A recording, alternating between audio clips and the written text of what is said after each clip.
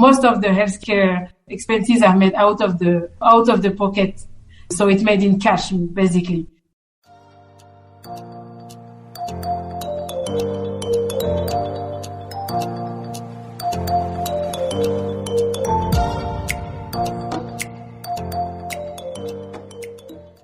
Now, while World Health Day marks the advances that medical science has made towards human longevity and improved lifestyles, Africa still lags behind the rest of the world in terms of access to healthcare. Welcome to the guest segment on Africa Business Radio. I am Chukunonsu Modi. Today we are talking health, particularly the health issues in Africa. There is an increasing need for improved access to healthcare, amongst other things. And joining me to have this conversation is Siby Diabira, Regional Director for Proparco in Southern Africa and the Indian Ocean. Welcome, Siby. It's a pleasure to have you here with us. Hi, good afternoon. It's a pleasure as well to be with you. Right. So let's start with this. The global COVID-19 pandemic, amongst other things, highlighted health inequities between, the developed and the developing countries. Looking at Africa, how did the pandemic in itself demonstrate the unequal access or health inequity? Thanks for that question, and that's very relevant. I think what we did notice with the global pandemic is, of course, that there was quite a significant disruption in the supply chain and logistics in overall the world, and that was exacerbated on the African continent. And the COVID-19 pandemic did highlight the risk for Africa to be really reliant and having a heavy reliance on most of the sectors, but especially on the healthcare one, on the import side. And we could see that some initiatives have been made, especially by the African Union during that time. The African Union did develop what's called Africa Medical Supply Platform. That was a digital pool resources that to enable all the government to procure COVID-19 essential supply and essential goods for that. I think the local medical manufacturing will probably be fast-tracked with that thing that we did notice during that pandemic, which is unfortunately not over yet. And that will definitely also depend on other factors, such as the implementation of the Africa continental free trade, which allow the different countries to work more efficiently with each other. Fantastic. Now, what other health issues are we facing in Africa? It can't just be the COVID-19. We also have other challenges. So what challenges is the health sector facing? I think, before maybe going to the different other challenges, I think it's good to give just few numbers and overview for the people also to understand what are we talking about. So the Sub-Saharan Africa, it's 11% of the global population in the world, but they still carry 24%, I think, of the global disease burden, and only account for 1% of the global financial resources. So I think when we have this figure in mind, we understand as well also what type of challenge we are all facing on the continent. And the first one probably is when you look at all the value chain and we look at the OECD's countries, you see that 70% of the disease are first diagnosis. So first you need to have a good system as well to be able to good testing and quality of professional, and that could help us to find and prevent the diseases before going to the medication and the pharma industry. And this is one, I think, key topic. Of course, it's linked to education. So it's linked to the healthcare education to have the possibility to have more nurses, more doctors. We do have, and very quality, one on the continent, but it's not enough, especially when you looked at the growth of the population, which also goes with disease coming alongside with that. I think for the one other challenges that we do face on the continent is, as I said, adequately, like the professional, the professionals that are not enough. So that's one thing that is also coming to another challenge also for the global population is also most of the healthcare expenses are made out of the pocket. So it's made in cash basically. And we need more and more also bigger insurance markets, especially on the healthcare sector for the people to be able to have access to that healthcare and primary healthcare to have access to the primary healthcare. So that's another big challenge. And when we come back to the COVID-19, and we saw that another challenge as well was also linked to the fact that there was a lack of coordination and coordination approach on the rollout of the vaccine, unfortunately. And this is we can see that there is a lot of initiatives that are coming to improve those type of challenges. Okay. All right. So with this being said, it means there's so much going on in the health sector that needs to be addressed. Speaking of investments, are there enough investments in the health sector, especially investments in pharmaceutical technology? It's when we looked at the figures, we saw that especially over the next decade, like the continent, or when we look at Sub-Saharan Africa specifically, will need between 25 and 30 billion USD equivalent of new investments. So meaning that as per today, to answer shortly, of course, to your question, there is not enough investment.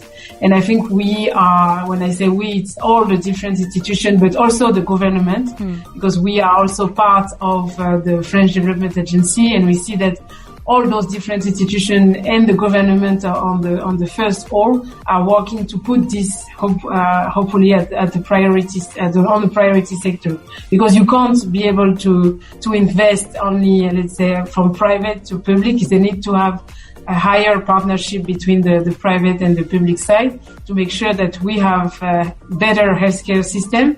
And if you have a better healthcare system on both sides, hopefully we will have also people that can have access to affordable, to have access also to primary healthcare, especially for low income population. Now you mentioned the government. What role exactly are they playing in, bolstering the continent's vaccine supply chain? Because, we spoke about Africa not really having equitable access to vaccines over here, which is obviously a major problem. So what is the government doing? Or if they're not, what can they do? I think it depends on which also part of the healthcare industry you are in. But they have to play a role in each of the different segments. If we take, for example, the pharma industry is one of the highest regulatory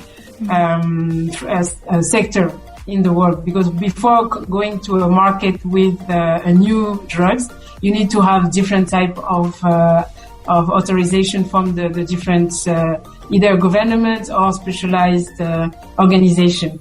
And this is where we can see that, especially in the context of Sub-Saharan Africa, where people do have struggled to also buy, let's say, drugs, and we can see that, for example, the generic drugs is a massive market and can also help a lot in terms of healing some of the diseases and helping some of the population. This is where also the government is playing a key role. Is also to able to give access or to have a better regulation or to have a better framework in those type of drugs. If we take, for example, in South Africa, the generic drugs represent more than 70%, I think, in terms of volume. And this is also linked to the fact that the government made it mandatory for the pharmacists to use first the generic and then to use the original drug when they cannot find the same generic, or when it's mandatory to use the other one. But I think it's also that can leverage a lot in terms of pharma, but it's also the case, and we have other examples on diagnosis or vaccine as well, to make it sure that everybody can have access to affordable healthcare. Perfect. Now, let's look at a partnership. There's one between your company, Proparco, Aspen, and Biovac. Please speak to us about this partnership. Yeah, no, definitely. I will be, of course, happy to speak about those two different partnerships. I think maybe just as a quick note to say that as a French development finance company, so we are the subsidiary of the French Development Agency. Okay. So we are a bilateral bank, and we do support in the different sectors, and healthcare is definitely part of our mandate, and it's on top of what we have to do. So we are supporting, concerning Proparco, the private sector, and we did join forces in the case of Aspen Pharmacare with IFC, who is the multilateral also development finance company, and the German one, DEG and USDFC. I think all those different development finance entities is here also to provide long-term funding for those type of groups, such as Aspen, who has the ambition and is already very strong in these different markets, but to have long-term funding for here to continue to develop his capacity to provide, let's say, his own also vaccine. As we could see recently, he did announce that he is able also to provide what we call now the Aspenovax. And our facility with our different development agencies is to accompany and to finance those type of projects. And that's a long-term partnership that we did build with Aspen. So the other one, I think, is parallel to Aspen. It's a Biovac Institute. So Biovac Institute is an institution that exists for almost 20 years now in South Africa. They also did develop a lot of capacity for them to be able to produce vaccine during the different years, the last years. And of course, the pandemic, there was projects underlying, but one of the things that did help as well to accelerate, if I may say, the discussion, it was with the pandemic. Of course, we saw that less than 1% of the vaccine was made on the local as a local manufacturer. And Biovac, such as Aspen, are two also big actors that can play a key role to change that. So in Biovac, we did partner with other 8 different development financial institutions to partner with Biovac to help them to develop their manufacturing capacities for Africa. So vaccine to be produced in Africa, not only the anti-COVID one, but also other routine vaccine that are essential for the population on the continent. So those are 2 examples of what we did with Aspen and Biovac. And globally speaking, we also have quite a lot of activity as Proparco working on the healthcare sector, because we of course strongly believe that and as we did discuss just before, that there is a lot of need and continuous support on this sector. Amazing thing that Proparco is doing. How has the reception been so far? This project that you've been on. Would you say you've been able to fill the gap in the health sector with this partnership? I think it's a work in progress, and we have to be completely modest on that. I think, as we said before, the investments that are needed in the next decade are between 25 and 30 billion of new investment dollar. So when we look at that investment, is a small piece of what can be done. Yes. And as mentioned, I think we need to gather and to join more forces also with, I said, public, private, to attract more investment from development institutions, but also from the government and the private sector as a whole. So it's I think it has been well received, but we still need to continue. We still need to pursue, and we still need to do upstream. We need to also work with established companies such as Aspen, such as Biovac, but we also need as institutions to emerge new projects. That's also the role of our type of institution, I think. Fantastic. Honestly, this it's a really big initiative, and it's one thing that Africa needs, especially the health sector. I mean, the pandemic did, I don't want to use the word deal with us, but it opened up so many things, brought so many things to the fore that were already there that we had not seen. So I'm hoping that this initiative, brings more investment, people tap into it so that things can change. I think so. I hope so too as well. We are working for that. All right. Thank you so much for joining us on the show, Siby. Honestly, it was an amazing time. Thank you. Okay. Thank you. All right. That was Siby Diabira, Regional Director for Proparco in Southern Africa and the Indian Ocean. Don't go anywhere. There is more in a bit.